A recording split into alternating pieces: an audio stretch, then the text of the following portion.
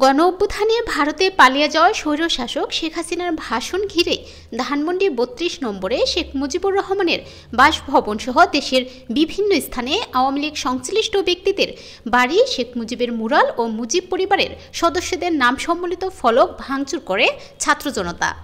এমন পরিস্থিতিতে অন্তর্বর্তী সরকার থেকে শুরু করে বিভিন্ন রাজনৈতিক দল প্রতিক্রিয়া দেখিয়েছে।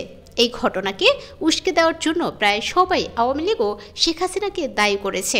পাশাপাশি সবাইকে শান্ত থাকারও আহ্বান হয়েছে। এবার এ নিয়ে কথা বলেছেন জনপ্রিয় ইসলামিক বক্তা মিজানুর রহমান আজহারী।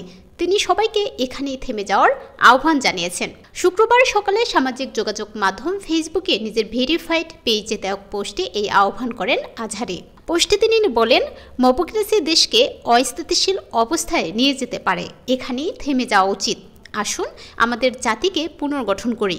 তিনি আরও বলেন, এমন অদূরদর্শীপনায় যেন মত্ত না হই যা আমাদের এগিয়ে চলার পথকে রুদ্ধ করে দেয়। কোথায় থামতে হবে এটা বোঝাও অনেকটা পথ পাড়ি দেওয়ার সহায়ক। দেশকে এগিয়ে নিতে চাইলে, অভ্যুত্থানের ফসল ঘরে তুলতে চাইলে প্লিজ এবার শান্ত হন।